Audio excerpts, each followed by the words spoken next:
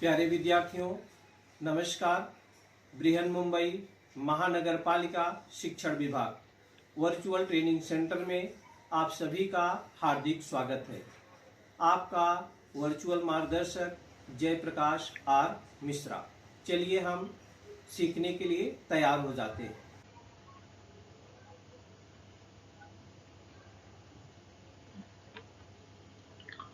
आज हम लोग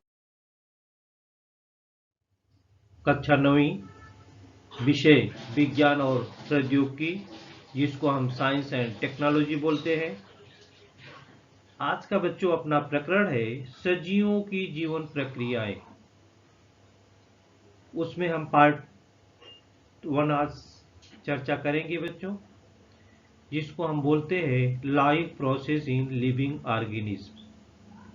life process in living organism. और आपका मार्गदर्शक शिक्षक है जयप्रकाश आर मिश्रा। तो बच्चों सबसे पहले हम देख लेते हैं कि सजीवों की जीवन प्रक्रियाएं में क्या क्या हमको सीखना है। और हम आपको इस पाठ में 3 वीडियो दिखाएंगे। आज हम पार्ट 1 के बारे में चर्चा करेंगे, फिर पार्ट 2 और फिर पार्ट 3।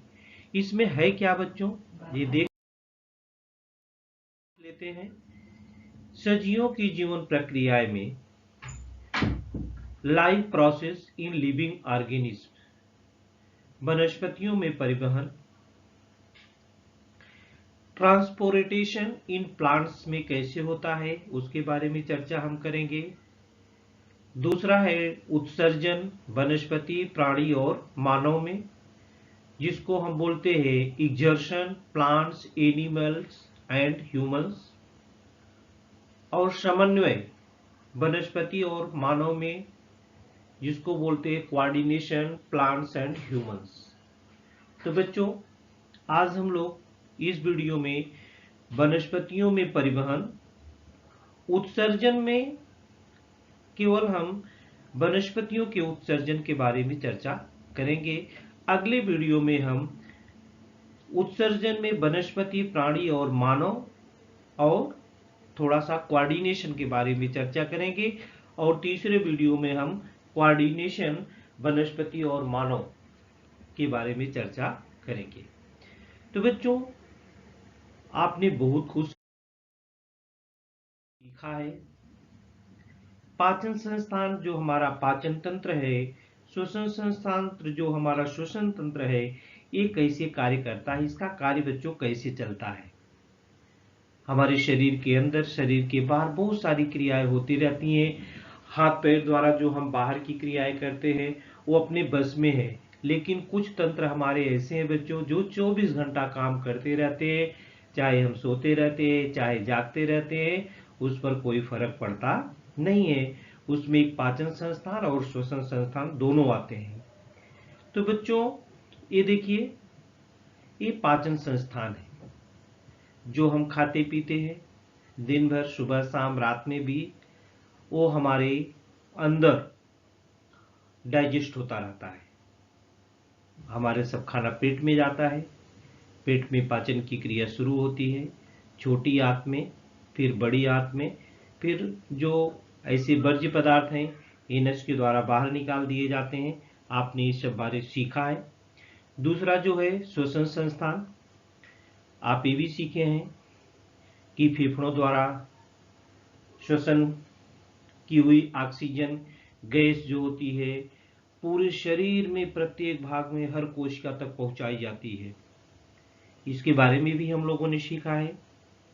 तो बच्चों मानव शरीर द्वारा पाचन किया हुआ अन्न या फेफड़ों द्वारा शरीर में श्वसन की हुई ऑक्सीजन गैस, ये क्या होता है, शरीर की प्रत्येक कोशिका तक पहुंचाया जाता है।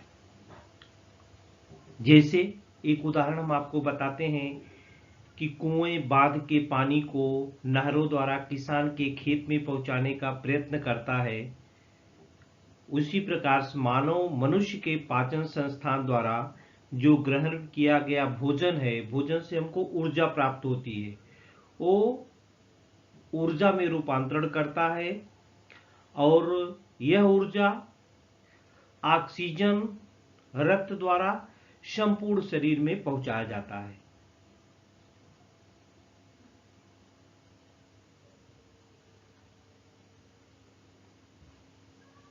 ये आप देख रहे हैं, मानव शरीर द्वारा पाचन किया हुआ अन्न या फेफड़ों द्वारा शरीर में श्वसन की हुई ऑक्सीजन गैस शरीर की प्रत्येक कोशिका तक किस प्रकार पहुंचाई जाती है। ये देखिए, मनुष्य की पाचन संस्था द्वारा हमारे ग्रहण किए हुए भोजन का ऊर्जा में रूपांतरण होता है और यह ऊर्जा ऑक्सीजन रक्त द्वारा संपूर्ण शरीर में पहुंचाया जाता है। आगे हम ट्रांसपोर्टेशन, जिसको हम परिवहन बोलते हैं।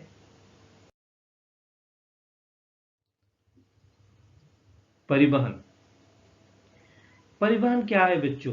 परिवहन क्रिया द्वारा एक भाग में संश्लेषित या अवशोषित किया हुआ पदार्थ दूसरे भाग तक पहुंचाया जाता है। जैसे ट्रांसपोर्ट माने परिवहन होता है।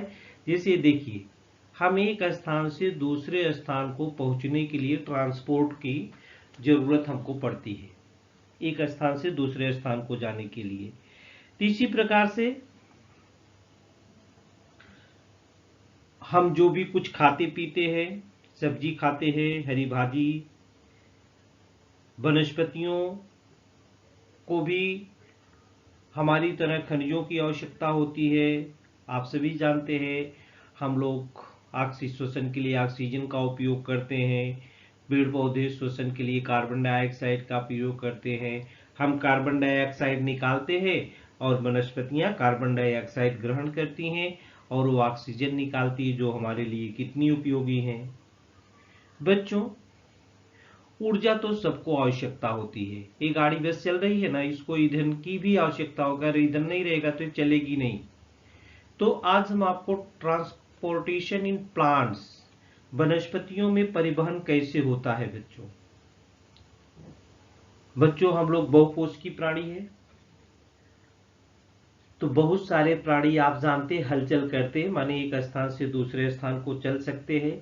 लेकिन आप सभी जानते हैं, वनस्पतियां, हम श्वसन क्रिया हम भी करते हैं, उत्सर्जन हम भी करते हैं, वो वनस्पतियां भी करती है, लेकिन हम एक स्थान से दूसरे स्थान को जा सकते हैं।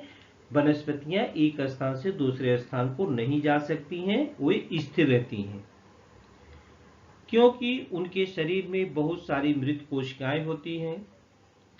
अब प्राणियों की तुलना में ये देखिए, वनस्पतियां हैं, ये भी सारी क्रियाएं अपने स्थान पर करती हैं, लेकिन ये प्राणी ही देखिए, कुत्ता हम दिखा रहे हैं बच्चों, कुत्ता देखिए दौड़ता हुआ स्थान परिवर्तन कर सकता है, ये स्थान परिवर्तन कर रहा है, लेकिन ये वनस्पति क्रिया कर रही है, श्वसन की क्रिया करती है, लेकिन बढ़ती है, सब कुछ क्रिया है हमारे जैसे, लेकिन स्थान परिवर्तन नहीं कर सकती। जब बच्चों ये स्थान परिवर्तन नहीं कर सकती तो इसको ऊर्जा की कम आवश्यकता होती है। आप जैसा जानते हैं, वनस्पतियों को क्या क्या चाहिए? वनस्पतियों को नाइट्रोजन, प्राणी हलचल करते हैं, वनस्पतियां स्थिर रहती हैं, इसलिए प्राणियों की तुलना में वनस्पतियों को ऊर्जा की कम आवश्यकता होती है। वनस्पतियों को nitrogen, phosphorus, magnesium, manganese, sodium जैसे अकार्बनीय पदार्थों की आवश्यकता होती है। अकार्बनीय पदार्थ क्या क्या है? नाइट्रोजन, फास्फोरस, मैग्नीशियम, मैग्नीज और सोडियम, ये अकार्बनीय पदार्थ हैं। इन पदार्थों का सबसे नजदीकी व समृद्ध स्रोत क्या है? ये सब पदार्थ कहाँ से मिलते हैं बच्चों? पेड़ पौधों को जमीन से मिलते हैं। समृद्ध स्रोत इसके क्या है? जमीन है। कैसे लेती हैं? ये देखिए, ये जड़ें इसकी क्या है? जमीन के अंदर चली जाती हैं। वनस्पतियों की जड़ें जमीन से इन पदार्थों का अवशोषण कर इनका परिवहन देखिए लेकर के पानी ऊपर सिराओं तक पहुंचा रही हैं। ये कार्य विशेष प्रकार के ऊतकों द्वारा किया जाता है।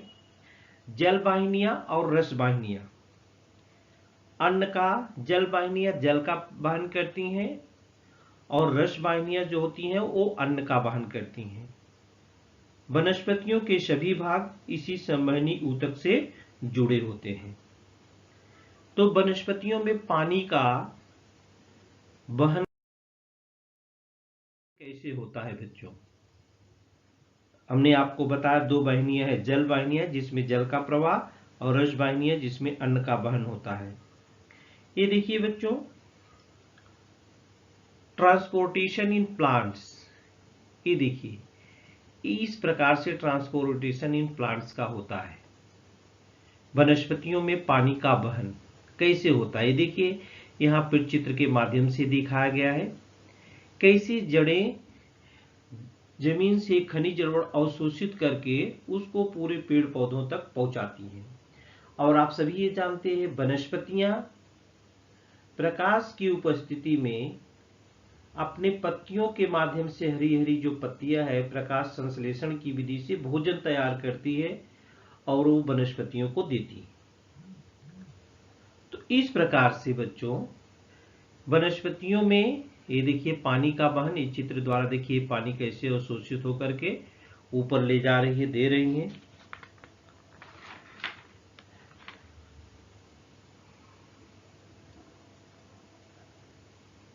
ये जड़ों द्वारा होने वाला अवशोषण है। जड़ों की कोशिकाएं क्या होती है बच्चों, ये देखिए आप यहाँ, ये जमीन के अंदर जाती हैं। ये जड़ों की कोशिकाएं क्या होती है, जमीन के अंदर, जमीन के अंदर जाती हैं और जमीन के पानी व खनिज के संपर्क में रहती हैं। और इस सांद्रता में होने वाले अंतर के कारण पानी और खनिज जड़ों की पृष्ठभाग की कोशिकाओं में, देखिए पृष्ठभाग की कोशिकाओं में प्रवेश करती हैं। इसी कारण ये कोशिकाएं उससे सटी हुई कोशिकाओं पर दाब निर्माण करती हैं और इसे ही क्या कहते हैं, मूली दाब कहते हैं। इसे क्या कहते हैं बच्चों, मूली दाब माने रूट प्रेशर। इस दाब के कारण, ये देखिए यहाँ चित्र में दिखाई दे रहा है, इस दाब के कारण पानी तथा खनिज जड़ों की जल वाहिनियों तक पहुंचाती हैं तथा सांद्रता का अंतर मिटाने के लिए ये आगे ढकेले जाते हैं। इस सातत्यपूर्ण हलचल द्वारा पानी का एक स्तंभ तैयार होता है और ये दाब झाड़ियों, छोटी वनस्पतियों, छोटे वृक्षों में पानी ऊपर चढ़ाने के लिए पर्याप्त होता है। ये देखिए ये मूल केश है, ये पानी है। ये पानी देखिए कैसे ऊपर चढ़ता है, ये देखिए पानी, इसको बोलते हैं जल वाहिनियां। इसको बोलते हैं क्या, जल वाहिनियां। ये देखिए पानी है, जड़ों से यहाँ से आके चढ़ा जाता है। यहाँ पर एक कैल्शियम, मैग्नीशियम, नाइट्रोजन जो आवश्यकता होती है खनिज लवण अवशोषित करके कैसे आगे चढ़ा दिया जाता है। देखिए इस प्रकार से चित्रों द्वारा स्पष्ट हो रहा है। आगे हम आपको बताएंगे वाष्पोत्सर्जन। वाष्पोत्सर्जन, जिससे हमको पसीना आता है बच्चों ना, एक्सर्शन उसको बोलते हैं हम। ये कैसे पानी छोड़ते हैं वातावरण में पत्तियों के द्वारा। वाष्पोत्सर्जन इसको बोलते हैं ट्रांसपायरेशन। क्या बोलते हैं बच्चों, ट्रांसपायरेशन, वाष्पोत्सर्जन। इसमें होता क्या है बच्चों, सभी वनस्पतियां वाष्पोत्सर्जन करती है। देखिए कि वनस्पतियां जो इनकी पत्तियां होती हैं उसमें उपस्थित पर्णरंध्रों की सहायता से वाष्प के रूप में पानी का उत्सर्जन करती हैं। पर्णरंध्र के चारों ओर बगल में दो बाह्य आवरण युक्त कोशिकाएं होती हैं। ये देखिए चित्र यहाँ पर दिखा रहे, ये पतली परत है, ये इसके ऊतक है, ये इसका देखिए यहाँ पर मुंह दिखा दिया है, यहाँ पर ये पानी है, ये इसकी संरक्षक कोशिका है और यहाँ ये पत्ती है। ये पत्तियां कैसे पानी को छोड़ती है, देखिए पानी, ये तो सभी जानता है जड़ों के द्वारा। ये देखिए कहाँ से पानी जा रहा है, पानी यहाँ से जा रहा है, पानी ये देखिए ऊपर चढ़ रहा है पानी, और ये पत्तियों को ले जाके देती इसके मुंह पर। ये देखिए पानी यहाँ पर मुंह पे आ जाता है, इसका मुंह है। तो बच्चों पर्णांत्र के चारों ओर बगल में दो बाह्य आवरण युक्त कोशिकाएं होती है, जिन्हें हम रक्षक कोशिकाएं कहते हैं।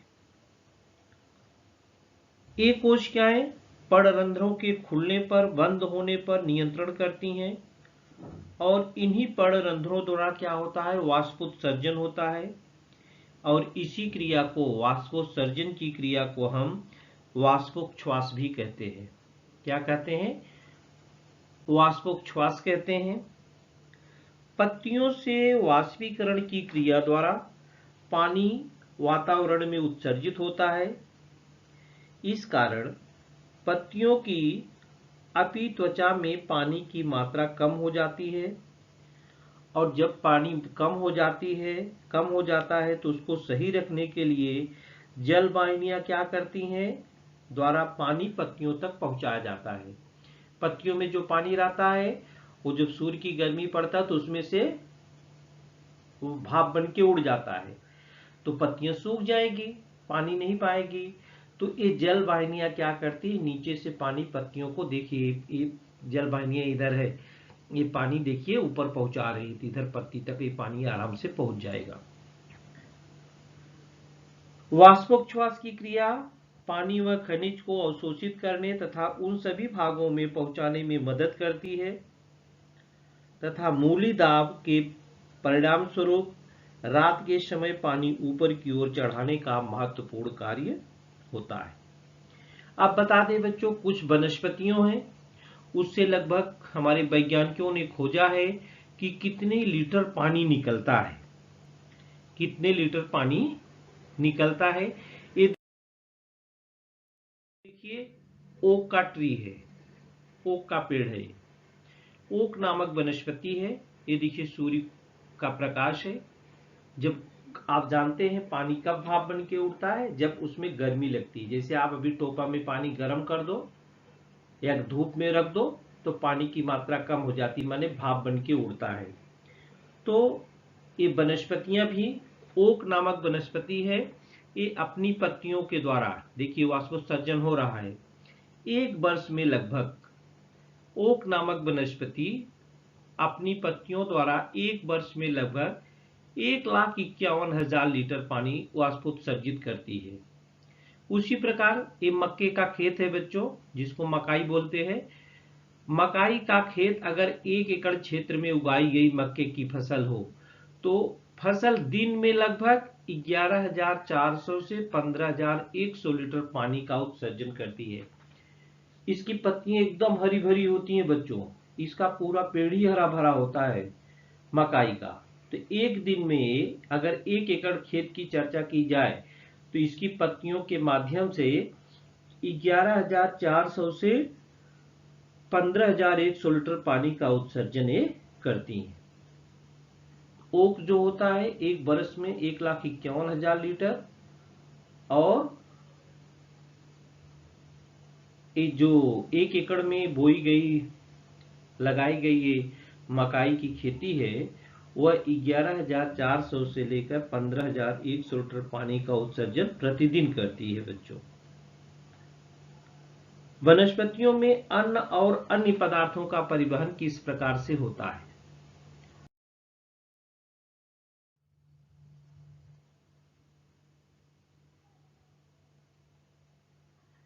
Transportation of food and other substances in plants.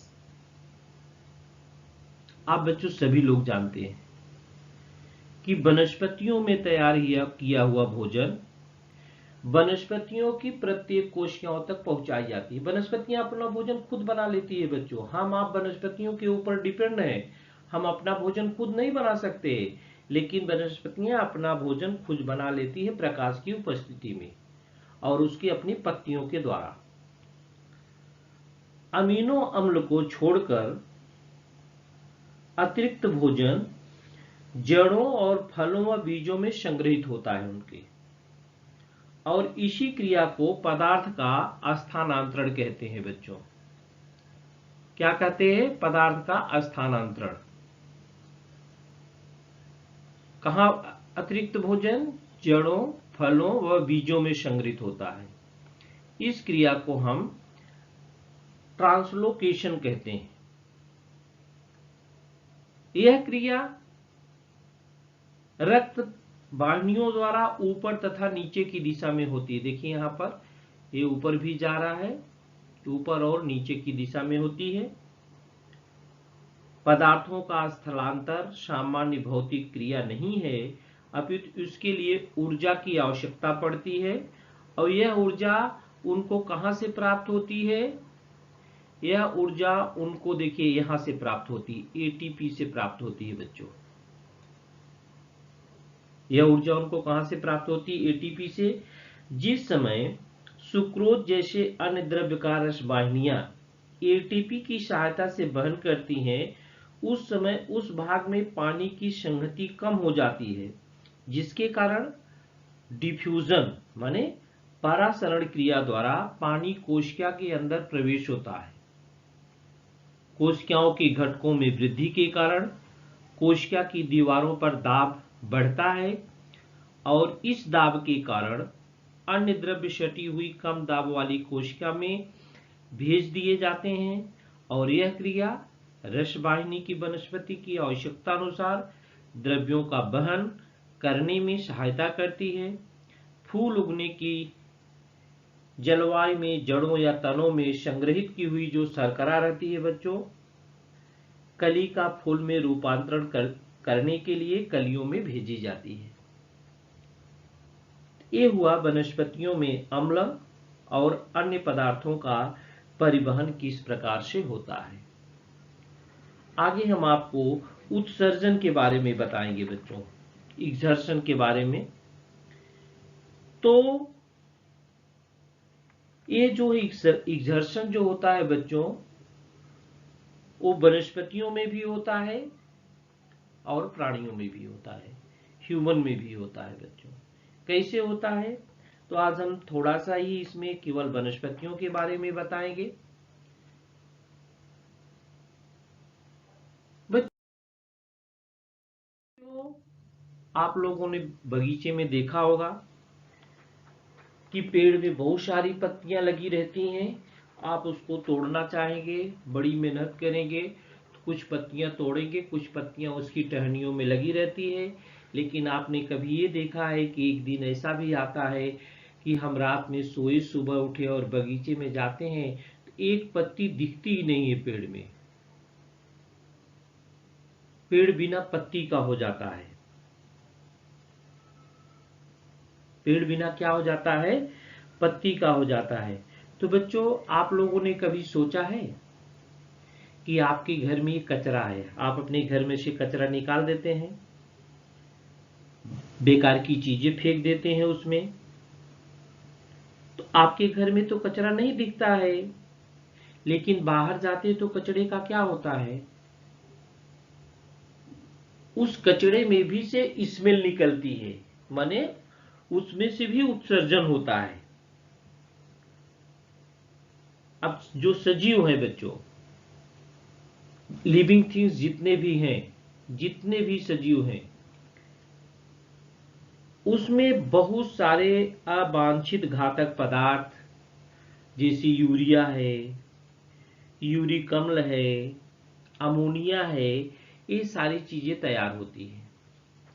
यहां पर लिखा है जैसे यूरिया, यूरिक अम्ल, अमोनिया। अब अगर यह पदार्थ जो तैयार होते हैं, यह पदार्थ हमारे शरीर में संचित रहे या हमारे शरीर में ज्यादा समय तक रहे तो हानि हो सकती है। ये हानि हमें पहुंचा सकते हैं। ये हानि ही नहीं, कभी कभी हमारी मृत्यु भी हो सकती है। इसलिए अपने शरीर के अंदर जो घातक पदार्थ है बच्चों, वह अपना शरीर क्या करती है? उसको बाहर निकाल देती है। और यह प्रक्रिया जो होती है अलग अलग सजीवों में अलग अलग पद्धति से होती है। अब कुछ तो प्राणी एक कोशिकीय भी होते हैं, कुछ बहुकोशिकीय होते हैं। एक कोशिकीय सजीवों में, एक कोशिकीय सजीवों में अपशिष्ट पदार्थ कोशिका के पृष्ठभाग से सीधे बाहर निकाल दिया जाता है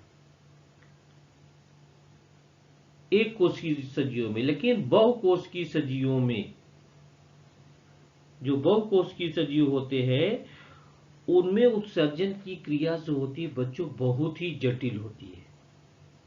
ये बहुकोशिकीय जैसे मनुष्य है, इसकी क्रिया जो होती है बहुत ही जटिल होती है। तो उत्सर्जन किसे कहते हैं बच्चों? अपशिष्ट घातक पदार्थों को शरीर से बाहर निकालने की प्रक्रिया को उत्सर्जन कहते हैं। अपशिष्ट घातक पदार्थों को शरीर में बाहर निकालने की प्रक्रिया को उत्सर्जन कहते हैं। हमने आपको बताया कि एक कोशिकीय सजीवों में अपशिष्ट पदार्थ कोशिका के पृष्ठभाग से सीधे बाहर निकाल दिया जाते हैं, सीधे बाहर विसर्जित होता है बहुत ही आसानी से। लेकिन जो बहुकोशिकीय है, प्राणी मनुष्य है, इसका एक्सर्शन जो होता है, इसका उत्सर्जन की क्रिया बहुत ही जटिल होती है। आगे के वीडियो में हम पदार्थों में एक्सर्शन, मनुष्यों में, प्राणियों में एक्सर्शन कैसे होता है मानव में, उसके बारे में बताएंगे। इसमें हम केवल आपको वनस्पतियों के बारे में बनाएंगे। तो वनस्पतियों में जो होने वाला, ये तो उत्सर्जन हो गया। अभी वनस्पतियों में होने वाला उत्सर्जन, जैसे हमने चर्चा किया कि आप जब सो के उठते हैं तो पूरा पेड़ के पत्ते झड़े हुए मालूम पड़ते हैं।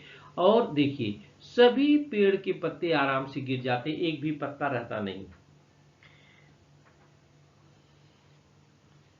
तो बच्चों ये क्रिया ऋतुओं के अनुसार होती है। विशिष्ट ऋतु आती है तो पतझड़ होता है। वनस्पतियों में आप अपने घर में गमला लगाए हैं, गमले में फल फूल लगाए हैं, उसके भी फल फूल कुछ समय के बाद झड़ जाते हैं। गोंद जैसे पदार्थ भी वनस्पतियों के शरीर में उत्सर्जित कर दिए जाते हैं। तो जो वनस्पतियों की उत्सर्जन क्रिया है बच्चों, प्राणियों की जो उत्सर्जन क्रिया है उससे बहुत ही सरल है।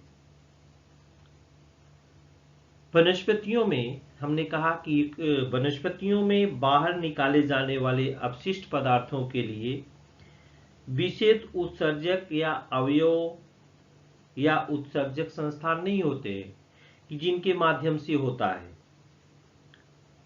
ये विसरण क्रिया द्वारा गैसीय पदार्थ बाहर निकाले जाते हैं।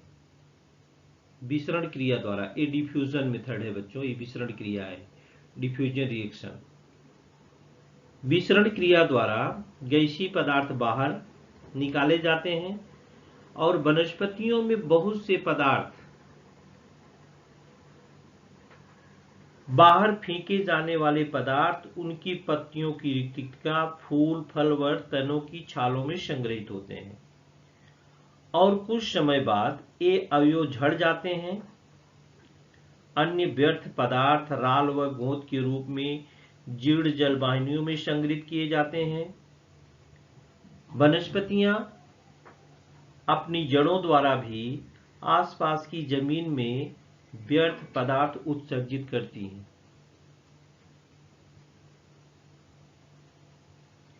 बच्चों आप लोगों ने अरुई का पत्ता, ये देखिए अरुई का पत्ता है, इसको आप किसी भी प्रकार से आप खाओ तो आपके गले को काटता है, या इसमें खट्टा पदार्थ मिलाया जाता है तो गला कम काटता है। आपने कभी सोचा है ऐसा क्यों होता है?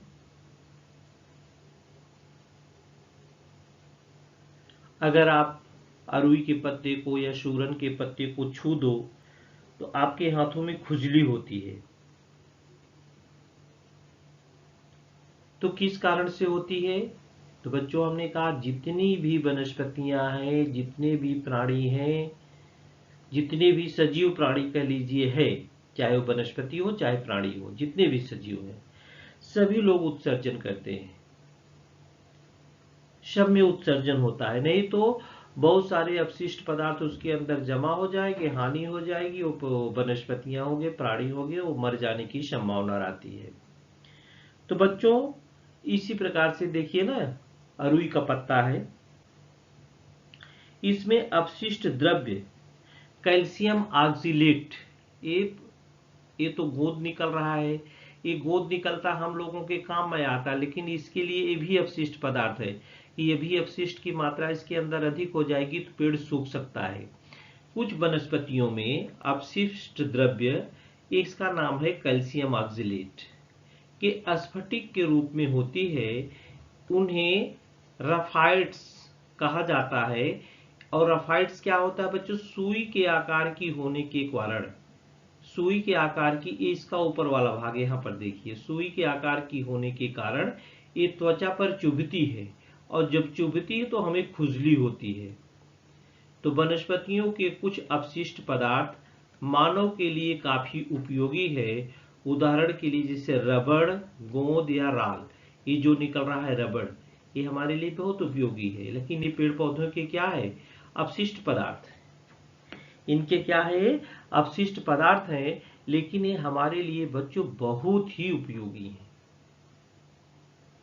तो इसमें जो खजली होती किसके कारण होता है? कैल्शियम ऑक्जेलेट के स्फटिक होते हैं, जिनको हम रफाइट्स कहते हैं। तो ये अपशिष्ट पदार्थ जो निकाले जाते हैं उसको हम छू देते हैं, तो जिसके कारण हमारे हाथों में क्या होती है बच्चों? खुजली होती है। और जो इनके अपशिष्ट पदार्थ है जैसे रबड़ है, गोंद है, राल है, ये हमारे लिए हमारे दैनिक जीवन में बहुत ही उपयोगी है। माने अपशिष्ट पदार्थ भी इनके हमारे लिए, वनस्पतियां पेड़ पौधों से पत्तियां निकालती है, वो सड़ा करके ऑर्गेनिक फर्टिलाइजर हम बनाते हैं, वो भी हमारे लिए उपयोगी है। तो बच्चों, हम लोग क्या सीख रहे थे? हम लोगों ने सीखा इसमें पार्ट 1 वीडियो में वनस्पतियों में परिवहन किस प्रकार से होता है, और उत्सर्जन में हमने कहा उत्सर्जन तो वनस्पति और प्राणी मानव सब में होता है, लेकिन हमने आज वनस्पति के बारे में केवल सीखा है। मानव में उत्सर्जन वो कठिन है उत्सर्जन, तो उसके बारे में हम अगले वीडियो में सीखेंगे। और उस वीडियो में हम वनस्पतियों में समन्वय किस प्रकार से होता है, तालमेल कैसे होता है, उसके बारे में भी हम जानेंगे। तो बच्चों, इस वीडियो में आज के लिए इतना है। आगे हम नए वीडियो में आपसे फिर मुलाकात इसी पाठ में पार्ट 2 के रूप में करेंगे।